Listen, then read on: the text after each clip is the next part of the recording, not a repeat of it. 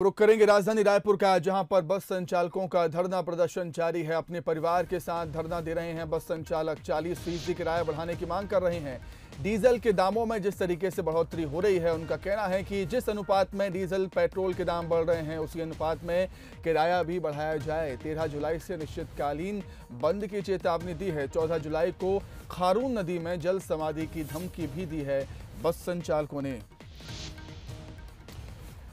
तो अपनी मांगों को लेकर छत्तीसगढ़ में बस संचालक हड़ताल कर रहे हैं, धरना प्रदर्शन कर रहे हैं। रायपुर की बात करें तो बस संचालकों ने धरना प्रदर्शन किया। परिवार के साथ ही बस संचालक धरने पर बैठे।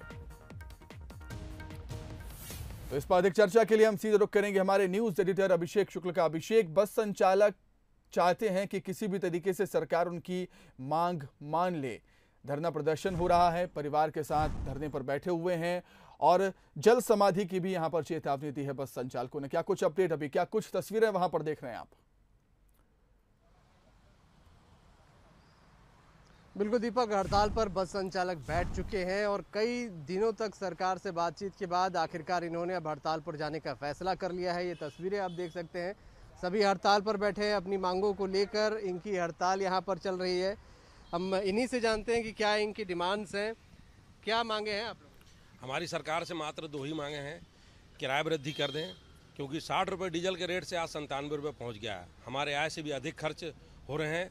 और दूसरी मांग हमारी ये है कि जो नॉन यूज का मामला है 2 महीने का, वो ख़त्म कर दिया जाए, क्योंकि जब गाड़ी हमारी रोड पे चलेगी नहीं तो हम उसको सरकार का टैक्स कैसे देंगे। ये 2009 में ये कानून आया था बीजेपी के टाइम में। हमारा सरकार से कंटिन्यू ये मांग चल रही है और लगातार हम 2 महीने से प्रयास कर रहे हैं। चरणबद्ध आंदोलन भी हमारे पूरे प्रदेश में हो रहे हैं, छत्तीसगढ़ प्रदेश में। तो सरकार अगर हमारी ये मांग नहीं पूरी करेगी तो हम मजबूर गाड़ियों को अपने कैसे चलाएंगे। इसी तरीके से अगर आज हमारी मांग पूरी नहीं होती है तो कल हम अपनी 12,000 बसों के पहिया अनिश्चितकालीन के लिए बंद कर देंगे। एक तर्क सरकार की तरफ से आता है कि किराया वृद्धि हुई तो जनता पर भार पड़ेगा। तो बस वाले क्या आत्महत्या कर ले भाई? एक लाइन की बात है क्या? हमारा परिवार नहीं है। हम भी इस बात को मान रहे हैं कि यात्रियों के ऊपर इकट्ठे बोझ नहीं आना चाहिए। यात्रियों के ऊपर अगर बोझ की बात करें तो आज के डेट में डीजल की बढ़ोतरी और पार्ट्स के रेट, टायर के रेटों की अगर गणना करें तो 80% की वृद्धि होती है। उसमें से हम स्वीकार कर रहे हैं कि 40% की वृद्धि हमारी कर दी जाए और 40% को हम सहने को तैयार हैं। तो कुल मिलाकर के बीच का रास्ता सरकार निकाले। अब हमारी क्या गलती कि 32 रुपया के डीजल के रेट आज लगभग 6-8 माह में बढ़ चुके हैं। मुश्किल इस बात का है कि 300% इंश्योरेंस की चीज़ों में वृद्धि हो गई है।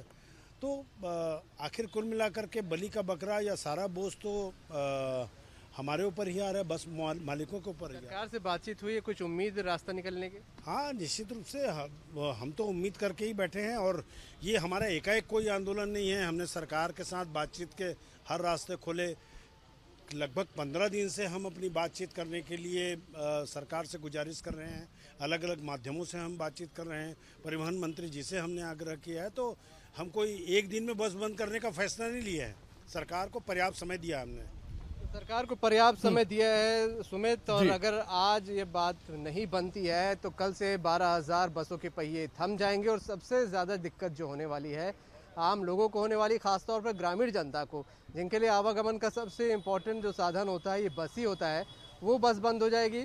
तो या तो प्राइवेट गाड़ी करना पड़ेगा या अपनी बाइक्स में आएंगे, वो और ज़्यादा उनको महंगा पड़ सकता है। तो कुल मिलाकर दिक्कतें आम जनता के लिए होने वाली है अगर ये बसों के पहिए थमते हैं तो। बिल्कुल ठीक बात कही अभिषेक आपने। आपका बहुत शुक्रिया तमाम बातचीत के लिए, तमाम जानकारी के लिए। तो आज अगर बात नहीं बनती है तो कल से बसों के पहिए थम जाएंगे। इसका सीधा असर आम जनता पर पड़ेगा जो बसों से सफ़र करते हैं। अब देखना होता है कि सरकार किस तरीके से इस मसले को लेती है।